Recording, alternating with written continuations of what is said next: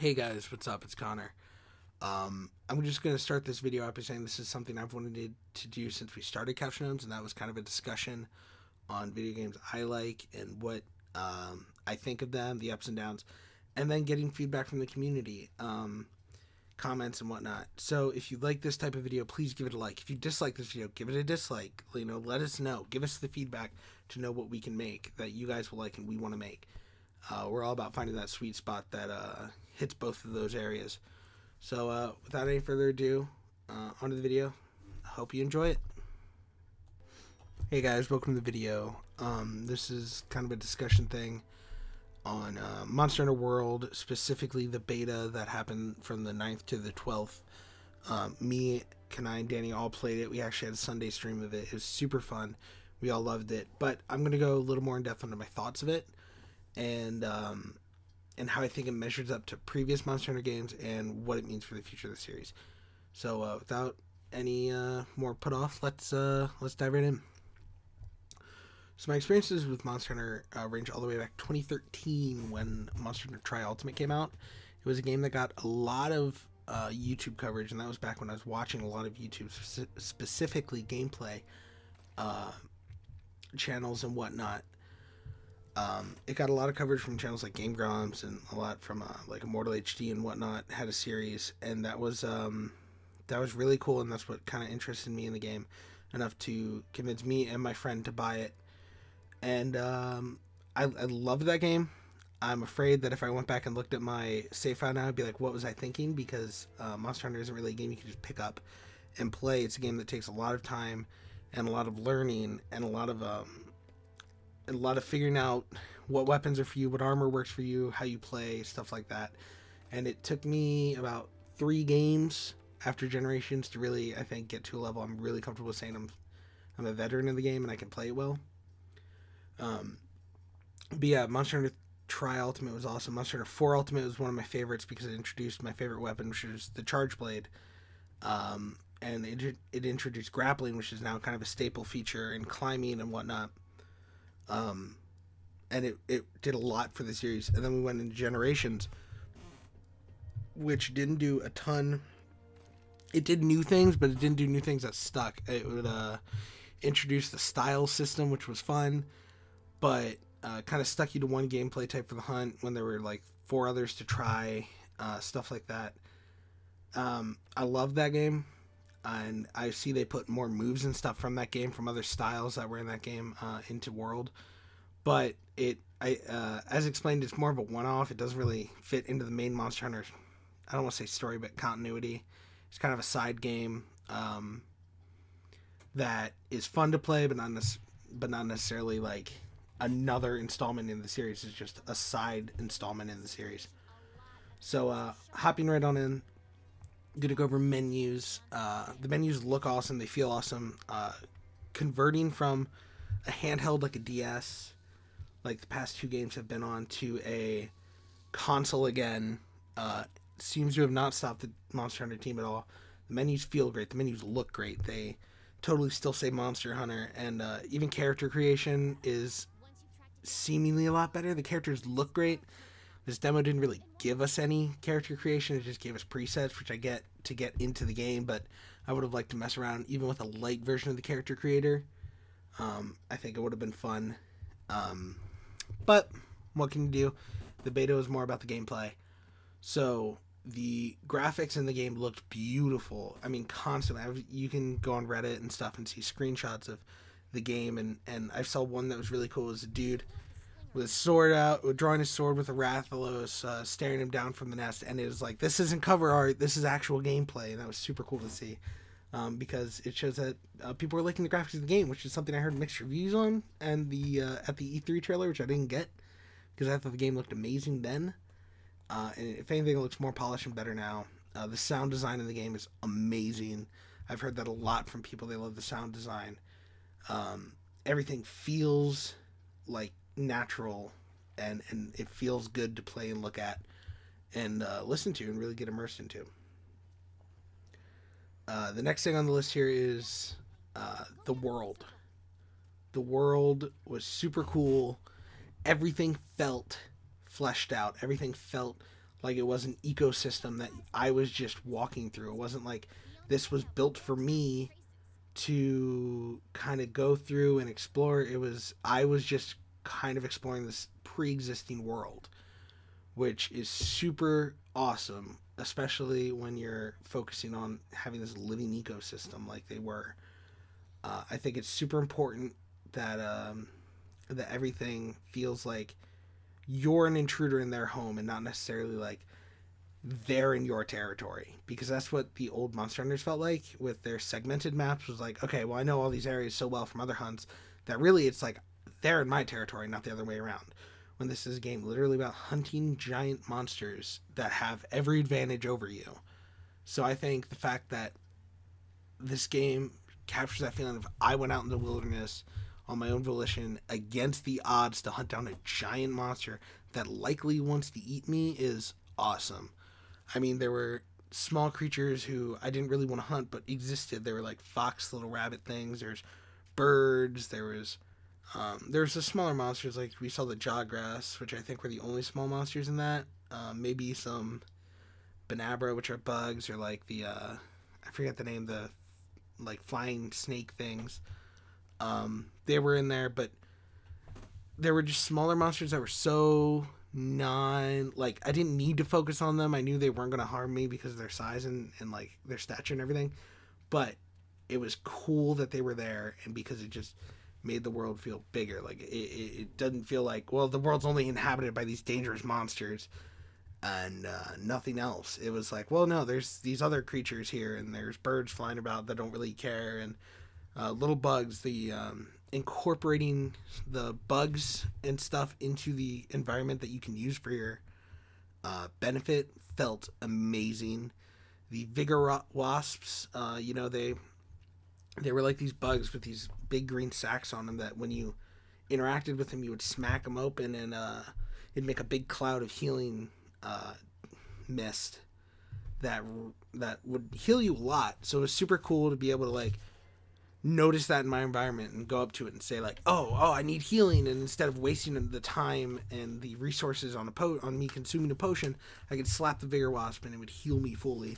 And so that was awesome. They had the same with the paratoads and everything, and it was all really fun and really cool that it existed the way it did. Everything felt like it coexisted. Maybe not symbiotically, but like it did definitely coexist. And I think that is super awesome. I can't wait to play more of that, just to explore the maps. We've seen the Rotten Vale, I think it was called, and the Coral Highlands, which both look awesome.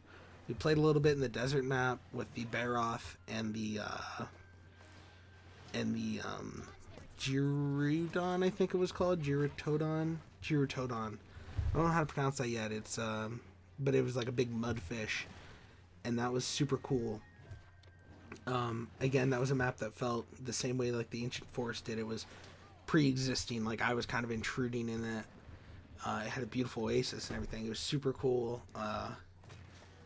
Yeah, I mean, the ability that even like monsters could get caught in vines and stuff, or like you get other palicos, wild palicos, to come and help you trap monsters in vines and everything was super awesome.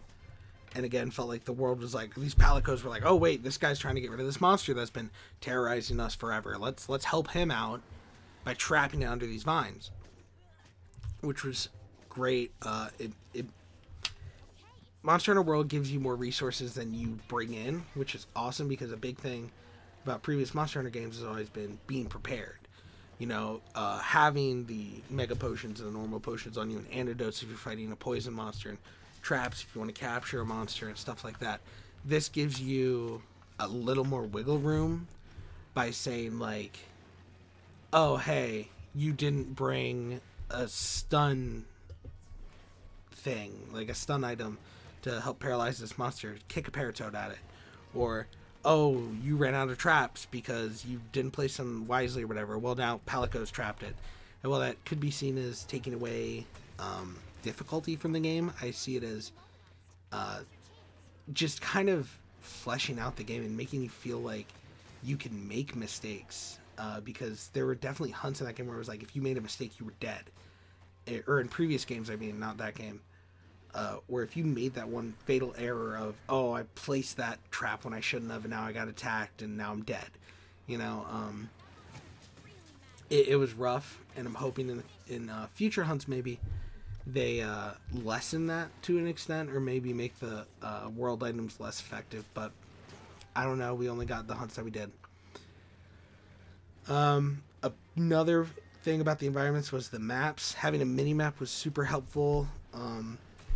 It was great to navigate because it is such a big map now. It's not just the segmented maybe 13 areas that you had before. It is a map, like a world, like open, that you can walk from one area to the other to with no loading screens, and it's cool. I do miss a little bit of that, like being able to say, oh, the monster's in 3, or go to 4 or whatever. No, it's definitely more like, well, these areas are numbered, but I don't have these segments, so they're not as clearly numbered. So I think that's where, again, as it felt like they were taking difficulty away from the game, they're adding it back in with the map and exactly how big and sprawling it is. The only issue I have is there are spots where the map gets maze-like and very confusing. There was a point during our Sunday stream where we were trying to hunt the Rathalos in the Ancient Forest, and the Rathalos, me and Kanai were on the Rathalos pretty much the whole time. Like, we found it, we were beating away at it, and Danny could not find it. And he, literally that whole hunt, he was out. Like, the whole 20 minutes we spent on that hunt, he could not find the Rathalos. And that felt awful, because it was like, I would go back and get you, but I don't know if I can navigate back. So there are points, especially specifically in the tree in the Ancient Forest, that felt maze-like, and like they were just confusing to navigate. And I don't know if that was the intent of the Ancient Tree, or if that was an accident. Like they wanted to make this really involved map, but they ended up getting kind of confusing. Yeah. So I don't know how they could fix that in the game. Not that they would fix it, but I don't know how, unless maybe just changing the map the way it's drawn and shaded or something to kind of clear that up. I don't know. But another cool thing that the demo did, or the beta, was that it introduced us to our guild marm, or guild girl, essentially, our helper, who is who's voiced, actually. Like, they're voice acted parts. It's not just like other Monster Hunters with the sim speech where it's like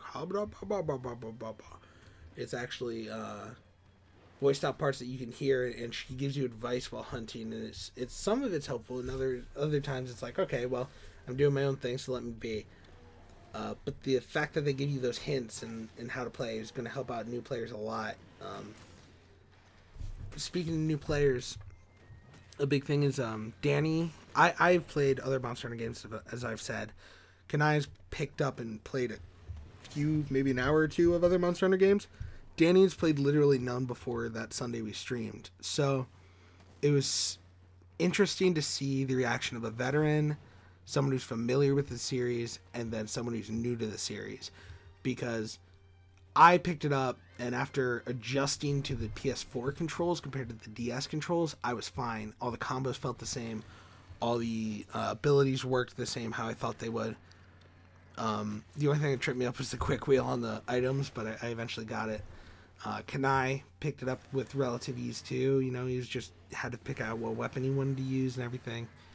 Danny even picked it up with ease. He didn't know what things did, but like he picked up the hammer and he was like, okay, I know that I beat things with this, and every time I hit a different button, it feels like I do something different, so it feels like I'm doing something. After being told, he can charge his attacks, that's what he was doing. He picked it up really easy. He was benefiting the hunt. It wasn't like when you play with some new people on Monster Hunter and they're not doing anything because they don't know what to do. It was more like Danny maybe had 5 minutes of figuring out what he did, but when he figured out what he did, he contributed to the hunt just like me and Kanai were, and that's awesome. I think the fact that Monster Hunter World is way more easy to pick up than other past games makes it a way better, gives it a better chance to really succeed over here in the West, because we are definitely people who like to play online. And to be able to say to my friend who maybe I don't see in person, like, hey, you should get Monster Hunter World. You know, it's really easy to pick up. You can play it solo, or I can jump in and we can play co-op and everything. Is super cool, super great. It's pretty much everything I wanted from Monster Hunter in that sense, of being able to pick it up and play it without any real hesitation. Because it actually presents you with information. They reworked the skills. The skills are easy to understand. They reworked the armor so you can like mix and match easier. It's all around, those improvements are great. Meanwhile, I'll just talk about the quality of life improvements. The armor skills, like I said, got reworked to where now it's not. Now you don't necessarily need 10 points in one skill to activate it. You now just need to have that skill. There are different tiers of that skill. So there's a point I was walking around with Defense 4, and Defense 4 gave me, I think, like, oh, plus 25 defense, and then like plus 4% resistance to elements, which was super great. There was Attack Up, a set they had in the demo had Attack Up, and Attack Up, you got Attack Up 4, and it was like, oh, attack increased by 10 or 15, and affinity increased by 5%, and it just told you that. It wasn't like I had to look it up somewhere else, which was a big issue with other Monster Hunter games, is I essentially, you almost needed companion apps, which people were making, thank God, but you almost needed these companion apps that were like, okay, well, here's where the monster is, here's where you are, here's what the skills mean, here's what the armor does, here's items you need for the armor. Super great. They're adding a wish list into the Monster Hunter world, so you're not just running around randomly looking for items hoping that you have it all, or maybe like keeping track on a sheet or on an app. You can now just do that all in game, and it'll tell you, hey, you harvested your last, Rathlos scale, so now you can make its armor and stuff like that. That's going to be super awesome. Being able to switch armor and weapons mid-hunt at a camp is awesome. I cannot believe that was one of those things I just didn't think of. Like, I was like, oh, it's just the game. You can't change mid-hunt. And now that you can, I'm like, why weren't they doing that, 3 games ago? Like, I feel like I should have been able to switch weapons forever, and it's nothing I complained about before, but it's something that totally feels amazing now that I can. Yeah, there's plenty more quality of life changes, and that's a big one that I love. So moving on to the next topic, we're going to talk about the monsters, the namesake of the series, the monsters you're hunting. There were 3 main monsters to hunt, and then some side monsters to hunt. The 3 main monsters were the Great Jagras, the Baroth, and then the Adjanath, which the Adjanath is a new monster. So is the Great Jagras. The Baroth was in Monster Hunter Tri-Ultimate, and that is honestly one of my favorites. But we'll go over the Jagras, which the Jagras is a iguana-like thing with like dreadlocks almost that just swallows things whole. It was honestly the easy monster. It was one that you could test your weapons out on. It was pretty much, you toppled it and chain toppled it, and it was easy to take out because it wasn't moving. The other monster was the Baroth. The Baroth is a bit more of a tanky. It's like a mud T-Rex with a big stone ridge on its face. That's way tankier to take down. It honestly I think it took me almost 20 minutes to take it down solo, which was the time limit given. And then still close to 20 minutes with 2 people. So that's pretty insane. I don't know what that means, if they just balanced everything for multiplayer or if there were separate balances. The Adjanath was a big like T-Rex thing that shot fire and was super cool. Kind of a tough fight. I thought it was going to be easy with the way they showed it in the E3 demo or some other demos you've seen, but I thought it was going to be an early on monster. Now I'm not sure, because I felt like we had decent gear, but it was still giving us a tough time in the demo. And they could scale that up for, oh, he's a new monster and these new monsters are tough, but yeah, overall, those monsters looked great, felt great. The Baroth felt familiar, but new at the same time. The Jagras felt like a general starting monster, and that's fine. You need it. You always need a starting monster. And the Adjanath felt like a monster that was like a more medium to higher level monster that was more interesting. It had the fire attacks and stuff. But the map at the same time was also filled with other monsters. So the same map with the Jagras and the Great Jagras and the Adjanath had the Rathalos in it. So every now and again, maybe you'd see a shadow go over your hunter and like go off the field, and you'd look up and you just see a dragon in the sky. And to Danny, Danny, who was playing that for the first time, he said, "Whoa, what was that? I saw a shadow." And I would look up and it's like, "Oh my god, that's a Rathalos. Like, there's a Rathalos in this map. That's scary." And while you couldn't necessarily complete the missions given, you could go off and hunt the other monsters. There was several times where me, Kanai, and Danny would go hunt a Rathalos when it was like, we don't need to hunt a Rathalos, and the Rathalos won't give us a mission, but we want satisfaction. Or in the desert map with the Baroth, you could hunt the Girotodon, and that was its own monster, and it was like this mudfish that splattered mud everywhere, and that was super fun to hunt. That map even had the Diablos in it, which we didn't kill. I don't know how you would have killed that thing without a 4-man group, but we attempted it. It was definitely a hard monster. It felt like a Diablos. Yeah, the monsters in that game were amazing, and I think I can't wait to see the full roster, because I've seen plenty of new monsters, but I also want to see what old monsters they throw in. I'll love if they throw in a Brachydios. That is by far one of my favorite monsters. Super cool. Zinogre would be awesome. I don't know if they'll do that though. Even throwing in some real, like, some good oldies, even new ones from generations, like the Astalos, the Gammoth, stuff like that. That would be awesome to see the Fated Four in there, and I hope they do. I mean, this is definitely a game that I think they could add DLC to. Like, I don't think there needs to be a Monster Hunter World 2. I think they could add DLC like, oh, well, we added a new monster. You can now hunt the Astalos or whatever in this map, or whatever they decide to add. Yeah, super cool monsters. They all felt great to hunt. And moving on, the last thing is the weapons. Honestly, the second most important part of Monster Hunter, because you need the weapons to hunt the monsters. They didn't add any new weapons, which isn't a bad thing, because they kind of changed the way all the old weapons feel or work. They all felt way more fluid. It felt like there was less of a learning curve. Personally, I didn't like the lances, both the gun lance and the normal lance. Picked them both up fine, could use them, didn't hate it, didn't feel like I was super slow, didn't feel like I couldn't keep up with monsters, felt like I was actually doing something. The combos felt natural. The abilities they all had felt good. The gun lance, I figured out the combo to just pop to shell and then reload, then shell, then reload, then launch a spear into it. It was super cool. It felt super good. The hunting horn got buffs to it to where it can now attack faster and play multiple songs at once, which is cool. The charge blade got a few new moves, but overall still feels the same, which is great by me. I love the charge blade. The insect glaive got a few more aerial dodges. The kinsect's a little difficult to use, just because it was like, oh, I'm doing R2 and that did everything else, but R2 is more of your like jumping attacks and whatnot. So it's a little harder to use because you had to use L2 for that, and I feel like, I don't know, maybe I just wasn't grasping that. I feel like it would be better on R2, but whatever. All the weapons felt amazing. The longsword, which is another weapon I didn't really like much, not because of its design, but because it just felt like I couldn't use it much, was smooth. It's honestly one of my favorite weapons of that now. It's smooth. It felt good.